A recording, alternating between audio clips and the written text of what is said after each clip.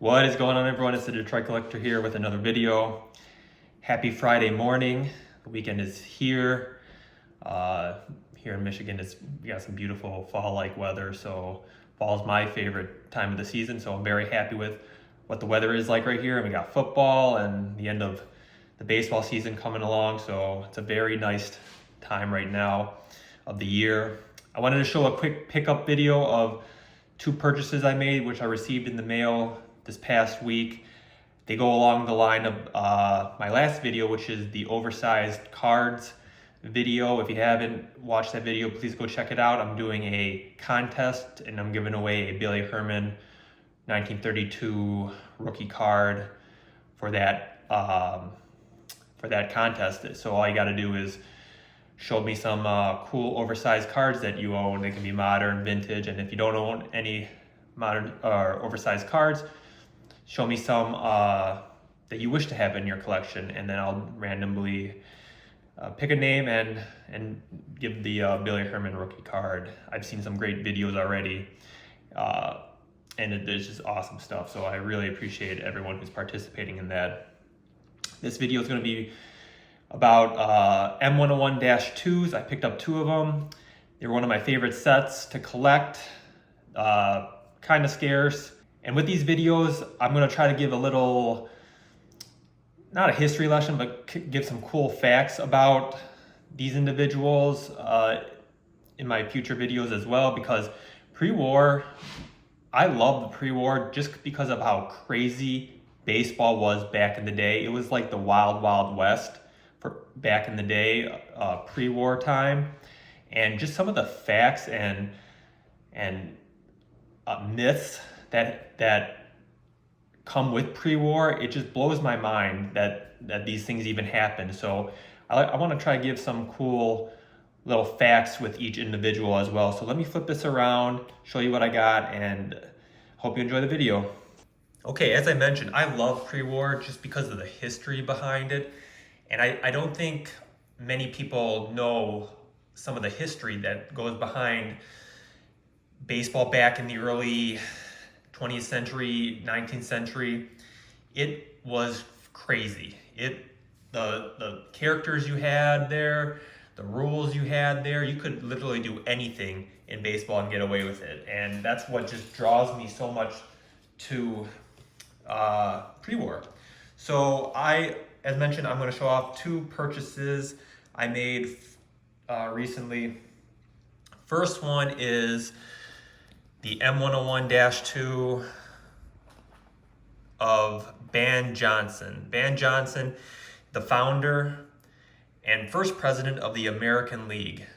He created the American League in baseball because at the time, the only league was the National League, and the National League was known to be very rough and troublesome, and you could get away with anything. And Van Johnson wanted a league that was more strict and more clean, and so he created the American League. And this is the M101-2 of Byron Bancroft Johnson.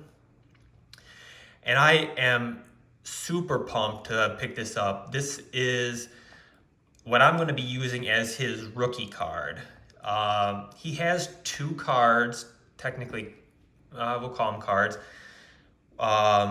that is from the early 1900s, 1906 era. This is technically not his rookie card. He has a card in 1906 from the set The Fan Craze, and that was his first true rookie card. I'm choosing this to be his rookie card because it came out right after The Fan Craze, but the scarcity of this is so much more scarce than The Fan Craze. And let me give you some examples. I'll put a picture of what the Fan Craze photo looks like of Byron. It's a great set to collect. It's a beautiful set, but it's just a very heavily populated set. The Fan Craze has 26 graded in PSA. 5 of them are PSA 9s. 4 of them are PSA 8s. 7 of them are PSA 7s. So they are very easy to find and they grade pretty high. The M101-2, PSA has only graded 2 of them. One is authentic and one is a PSA 2.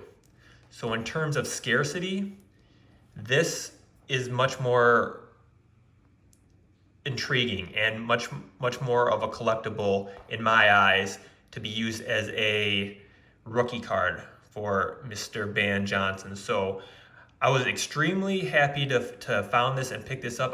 This has been on my search list for a while, ever since I started the daunting task of collecting every person in the Hall of Fame, which includes managers, executive, umpires, and players.